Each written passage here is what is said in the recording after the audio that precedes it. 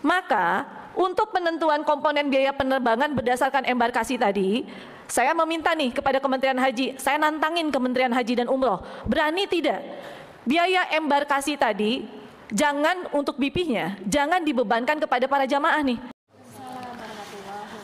Yang saya hormati Pak Menteri dan Pak Wamen beserta jajaran dari Kementerian Haji dan Umroh, saya mengapresiasi apa yang disampaikan Pak Menteri dan jajaran Pak Wamen. Jujur saya agak speechless ya dengan apa yang disampaikan Pak Menteri maupun Pak Wamen. Mengapresiasi ya, karena ada penurunan biaya 1 juta dari angka BPIH sebesar yang tadinya 89 juta 400 menjadi 88 juta 400. Kalau dari pemaparan Pak Menteri dan Pak Wamen di hari terakhir kita melakukan rapat kerja bersama Komisi 8 sempat menyampaikan bahwa sudah ada kesepakatan ada pengurangan di angka 200 real untuk masyair. Maka logikanya kalau angka SAR-nya saja 4.400 dikali 200 real berarti 800.000 lebih. Itu baru dari masyair. Kemudian asumsi, bukan asumsi, tetapi statement dari Pak Wamen dan Kementerian Haji yang disampaikan berulang kali melalui media bahwa terindikasi adanya penyelenggaraan ibadah haji yang merugikan para jamaah dari penyelenggaraan pelayanan ibadah haji, terutama dari pelayanan selama di Armusna di Mekah dan Madinah, sehingga merugikan sekitar 5 triliun. Seharusnya penyampaian dari Kementerian Haji kepada kita harusnya kurang dari 1 juta.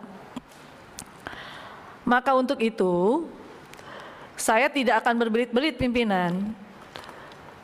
Kita sepakati saja besok saat kita rapat Pak Wamen harus bisa memimpin panja dari pemerintahan agar apa yang menjadi temuan pada saat rapat dengan BPKP atau mungkin dari BPK atau mungkin dari ECW tersebut bisa menjadi instrumen pembahasan kami dengan Kementerian Haji agar anggaran itu bisa mengurangi untuk pembiayaan perjalanan ibadah haji para jamaah. Itu yang pertama. Yang kedua, kalau ternyata dari angka 1 juta tadi, ternyata 200 real tersebut belum menjadi komponen pengurangan, saya sangat meyakini sebetulnya ini masih bisa kurang di angka 1.200.000. Artinya komponen-komponen pengurangan ini masih sangat memungkinkan. Kemudian yang menjadi hal yang menggelitik buat saya sama seperti yang disampaikan oleh Pak Ketua. Sebetulnya yang menjadi kesepakatan antara panja pemerintah dan panja Komisi 8 atau DPR RI, kesepakatan kita ini penentuan untuk jamaah kita ini menggunakan asumsinya apakah berdasarkan jamaah masa tunggu, apakah jumlah penduduk muslim. Kenapa saya memastikan untuk itu semua? Karena nanti ada kaitannya dengan penentuan jumlah biaya per embarkasi.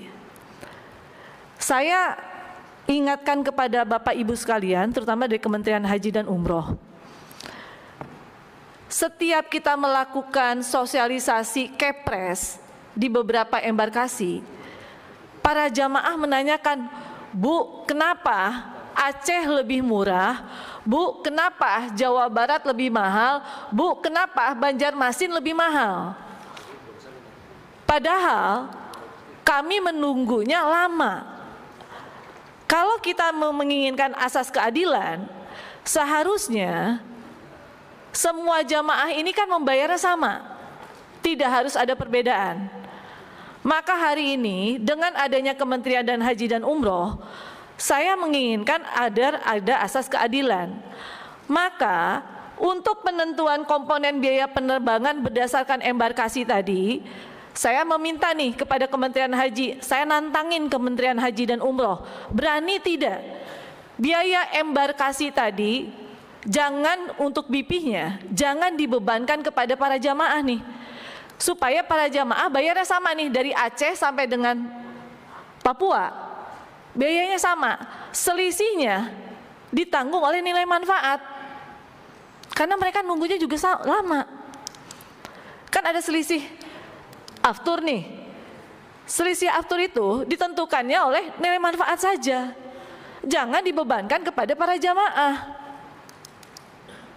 Karena bagaimanapun juga harus dicari solusi-solusi yang memang jamaahnya tidak boleh dibebani lagi. Selama ini menjadi PR yang selalu disembunyikan oleh Kementerian Agama dengan alasan kita menentukan pada saat rapat panja itu dengan average, rata-rata. Rata-rata itulah yang akhirnya disembunyikan oleh Kementerian Agama dari Aceh sampai dengan Papua, yang mereka tidak pernah terbuka dengan anggota DPR RI-nya. Dengan adanya Kementerian Haji dan Umroh, saya minta nih, seperti yang disampaikan oleh Pak Marwan tadi, pada saat penentuan tadi, ada nih jamaah dari Jawa Barat, pada saat kita akan membagi rata, Jawa Barat hilang nih jamaahnya 9.000 orang, tetapi Jawa Timur nambah. Resikonya, biayanya menjadi nambah nih buat Jawa Timur. Apakah penambahan ini akan dibebankan juga kepada jamaahnya? Nah, penghitungan seperti ini harus juga kita bahas di dalam penentuan BPIH sehari ini. Nah, maksud saya, Bapak Ibu sekalian yang saya banggakan dan saya hormati, jangan sampai penentuan BPIH pada saat periode Kementerian Haji dan Umroh ada sesuatu yang kita tutup-tutupin. Bapak-bapak bilang bahwa ada kerugian negara, tetapi kerugian negara yang seperti apa? Tapi bapak-bapak tidak terbuka dengan kami. Kalau memang ada kerugian 5 triliun, maka saya sepakat dengan Pak Ketua.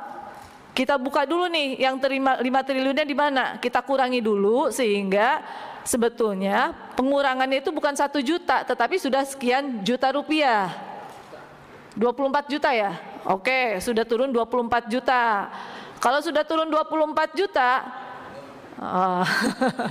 gitu kan?